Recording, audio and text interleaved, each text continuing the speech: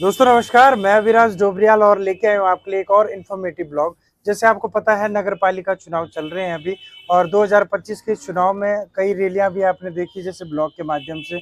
अभी सीएम पुष्कर सिंह धामी जी यहाँ पर भी आए थे रैली के समय पे। और आज मैं आपको मिलाने वाला हूँ एक निर्दलीय प्रत्याशी सुनील थपलियाल जी से, जो कि बहुत ही कर्मठ और जुझारू हैं। और सबसे मेन मुद्दा मैं इनके पास ये लेके आया हूँ, डायरेक्ट हम बात करना चाहेंगे कि आज आप पहले तो आपका स्वागत है हमारे चैनल पे।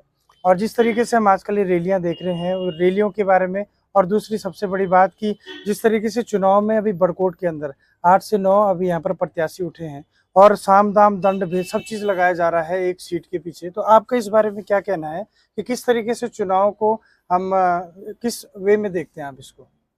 धन्यवाद। पहले तो मैं आपके चैनल का आभार व्यक्त करना चाहूँगा। और ये आज परिस्थितियाँ जो हैं, और ख़ास तौर पे हम लोग अगर चुनाव समर में उतरे हैं। 2013 में मैंने चुनाव लड़ा था, और 2000 ये जो 24-25 का चुनाव है, इसमें भी मैं चुनाव मैदान में हूँ।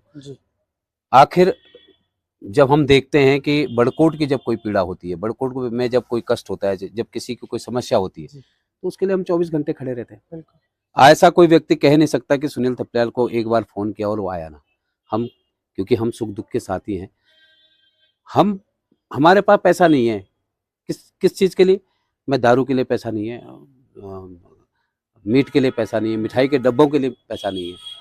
हमारे पास जो है वो है, हम यमुना जल लोगों को पिला सकते हैं, वो हम काम कर रहे हैं। लॉकडाउन के टाइम सब लोग अंदर रहे, हम लोग लॉकडाउन से बाहर सड़कों में लोगों की मदद करते रहे।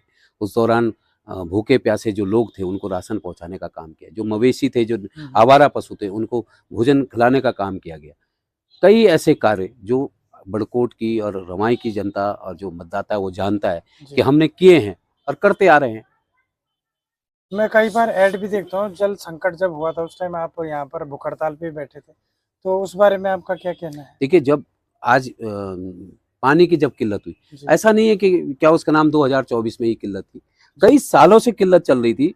लेकिन 2024 में जो भीषण जल संकट आया, लोगों को जो है, जो निचले मंजिल पे रहने वाले लोगों के टोंटियों में जब पानी नहीं आया, तो उनको जो है टैंकरों के माध्यम से आधा 1 किलोमीटर तक पानी ढोना पड़ा।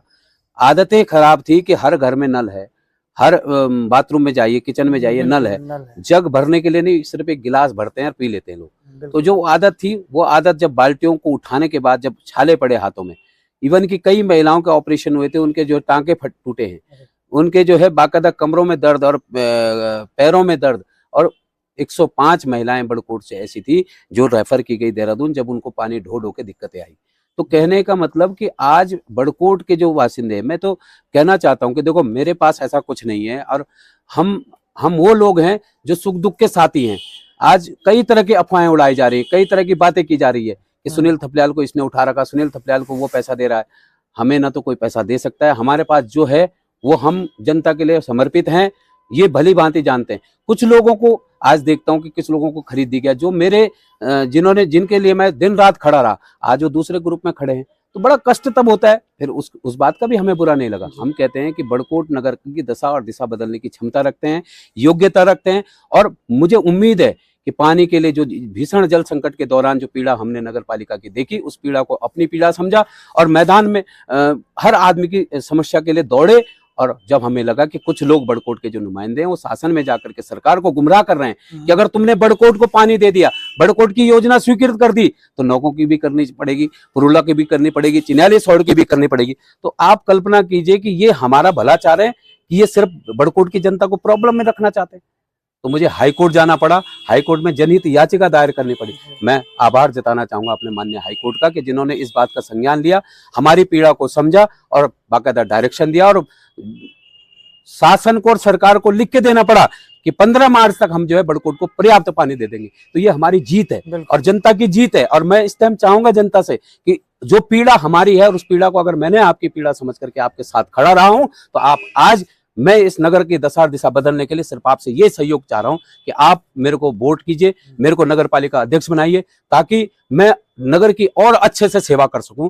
सेवा भाव मेरे दिल में पहले से था, आज भी है। और इतना विश्वास जरूर देना चाहूंगा नगर पालिका को कि जो फरेबपन, जो अफवाहें फैलाई जा रही हैं, उन अफवाहों में ना जाएं और अगर हमने आपके लिए कुछ किया है, आपके सुख दुख में खड़े रहे हैं, तो आज मेरे को आप लोगों की आवश्यकता है कि आप वोट डालें। नगर पालिका अध्यक्ष बनाने के बाद आप देखेंगे कि आपको इसके दुगना 10 गुना जो है मदद के लिए मैं खड़ा रहूंगा। चलिए धन्यवाद। और एक छोटी सी बात और थी कि हमारे साथ जो जुड़े हैं, मैं इनसे भी एक छोटी सी बात जानना चाहूँगा कि जिस तरीके से अभी जल का संकट आया था और ये भी भूख हड़ताल पे 8 से 10 दिन बैठे थे, तो उस समय पे क्या सिचुएशन थी बड़कोट की, आपने जो है ग्राउंड लेवल पे देखा था, क्या कहना है आपका इस बारे में?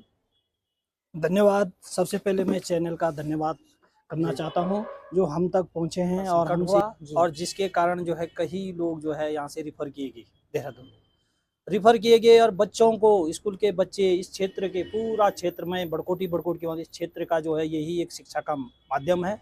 8-8 10 साल के बच्चे, लोगों के, गरीबों के बच्चे, गाँव के बच्चे यहाँ स्कूल पढ़ने आए हैं। तो माँ बाप गरीब होते तो उनके गरीब हैं, इसलिए उनके साथ रह नहीं पाते हैं। 2-2 बच्चे, 3-3 बच्चे लोगों को कमरा ले करके यहाँ रह रहे हैं। तो बच्चों को जो है स्कूल में भी जाना था, खाना नहीं बनाना, तो इतने छोटे छोटे बच्चों को हमने केन लेते हुए, घूमते हुए और खाली हाथ आते हुए, रोते हुए देखा है कि पानी नहीं मिल रहा। इस कारण से मुझे हड़ताल में बैठना पड़ा। मैं हड़ताल में बैठा, सरकार ने हमारी बात सुनी है, उसके बारे में कुछ की जो कि हम इसका आश्वासन दिया है कि हम इसको जल संकट को दूर करेंगे, और वो योजना आज जो है आधे में फिर लटक रही है जी। और जहाँ तक बनी है वहीं तक बिल्कुल ये है, और सरकार से संज्ञान में हम लेना चाहते हैं कि इस योजना पे ध्यान दें और जो भी आपके चैनल से अवगत कराएं। धन्यवाद। ठीक है जी, धन्यवाद। बात करें कि आपका क्या मास्टर प्लान है इस बड़कोट नगर को लेके, और जनता से आप अगर वोट चाहते हैं तो आपका क्या एक मुख्य कारण रहेगा कि जनता आपको वोट करे? ये जहां तक रही बात की चुनाव मैदान में मेरा मैनिफेस्टो है, और मैंने कई बार जो है ये भी कहा है कि देखो आज योग्य हम हैं, योग्यता रखते हैं जी। कैसे काम होता है, किस तरह से जो है लोगों को रिलीफ पहुंचाना है, वो हमें आता है। बिल्कुल। और दूसरी बात कि मोहल्लों में बैठ के तय होगा कि नगर पालिका का जो मोहल्ले में क्या समस्या मेन है, वहां के प्रबुद्ध लोगों के साथ बैठा जाएगा, उनसे पूछा जाएगा कि आप बताओ कि आपकी पहली प्राथमिकता में कौन सी समस्या है जिसका निस्तारण होना है, वो हम करेंगे। वार्ड सभासद साथ में रहेंगे, नगर पालिका के ईओ साहब होंगे, जो जेई साहब है वो होंगे। जब पूरा बोर्ड वहीं रहेगा, वो बोर्ड तय करेगा कि नगर पालिका के मोहल्लों में पहली प्राथमिकता के आधार पर काम क्या हो। दूसरा, सीवर लाइनेज की दिक्कत है, उसकी व्यवस्था की जाएगी। आपके जो है भूस्खलन एरियाज है, वार्ड नंबर 7 देख लीजिए आप, आज भी अगर आप पुरानी तहसील से आगे जहां आयुर्वेदिक हॉस्पिटल है, उससे आगे जो चौहान जी का जो होटल है, वहां तक आप लगातार देख रहे होंगे धसाव हो रहा है, कम से कम जो है 1 से 1.5 फीट हर साल बैठ रहा है। तो उसका ट्रीटमेंट आज तक नहीं किया गया। जो आज कह रहे हैं कि विकास पुरुष है, जो कहते हैं कि हम बहुत काम किया है, वो एक बार में, एक बरसात में जो उन्होंने नीचे ब्लॉक डाले भी, वो एक बरसात में बह गए। तो हमारा यही कहना है कि भूस्खलन एरियाज में हम जो है बाकायदा ट्रीटमेंट का काम करेंगे, वो चाहे वार्ड नंबर 7 हो, वार्ड नंबर 6 हो, वार्ड नंबर 4 हो, वार्ड नंबर 1 हो, जो यमुना से लगे हुए उनका ट्रीटमेंट किया जाएगा। जो हमारे क्या उसका नाम ये सीवर टैंकर है, सीवर टैंकर की व्यवस्था की जाएगी। कई ऐसे रास्ते हैं जो घरों को जाते हैं, लोग जा नहीं पाते तो छतों से जो है अपने घर जा रहे हैं, उनको रास्ते खोलने का काम किया जाएगा। प्रॉपर नालियां जो है, पानी की जो है सप्लाई प्रॉपर हो, जो घरों से पानी निकलता है वो प्रॉपर निकले, और शहर के अंदर उससे कोई दिक्कत ना हो। जाल की तरफ पाइपलाइन बिछे, उन पाइपलाइनों को सुव्यवस्थित किया जाएगा। आप सोचिए 50 लाख रुपए जो है सिर्फ पानी के संरक्षण के लिए जो है नगर पालिका में आते हैं, लेकिन आज तक क्या हुआ उसमें हम भी नहीं जान रहे। तो अगर आज पाइपलाइन जाल की तरह बिछे, वो सुव्यवस्थित किए जाएंगे। ऐसे हमारे कई मुद्दे हैं जो हमने अपने मैनिफेस्टो में लिखे हैं, और हम ये विश्वास दिलाते हैं कि हम नगर पालिका के विकास में, नगर पालिका की दशा और दिशा बदलने का काम करेंगे। लोगों की जो छोटी बड़ी समस्या होगी उसका निस्तारण करेंगे। बिजली, पानी, जो नगर पालिका के तहत कार्य किए जाते हैं, मूलभूत समस्याएं जो है, उसको हम निस्तारित करने का काम करेंगे। आम आदमी के साथ खड़ा होकर के उसकी समस्या को सुन करके। और दूसरी बात मैं ये भी कहना चाहता हूँ कि आज सुनील थपलियाल को आप कहीं भी पकड़ सकते हैं कि भैया ये काम होना है, हम सरलता से सुनेंगे और उनके काम को करेंगे। और आज तक किया हमने, जिन्होंने हमको जो काम बोला और मेरे स्तर करा हमने किया। चेयरमैन बनने के बाद तो हम लोगों के पास अधिकार आ जाते हैं, हम सरकार, मुख्यमंत्री और हर जगह दौड़ करके उनकी समस्या का निस्तारित हम कर सकते हैं।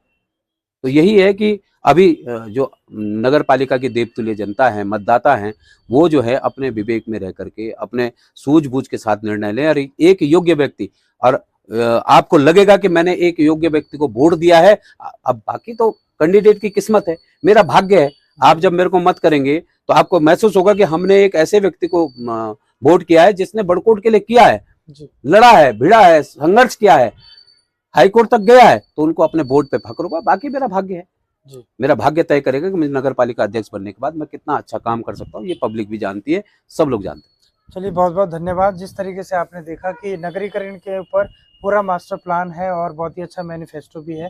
तो बाकी अब देखना होगा कि चुनाव के क्या नतीजे रहते हैं। और आप सभी से ये अनुरोध है कि अगर आपको वीडियो अच्छी लगी हो तो लाइक कर दें, शेयर कर दें, कमेंट करना ना भूलें और कमेंट में ज़रूर बताएं कि आप इस वीडियो के बारे में क्या अपना विचार रखते हैं। और इसी के साथ मैं ज़्यादा ना कहते हुए आपको चुनाव की ढेर सारी अग्रिम शुभकामनाएं देना चाहूँगा और बहुत बहुत धन्यवाद आपको भी। तो चलिए इसी के साथ उत्तराखंड जय देवभूमि।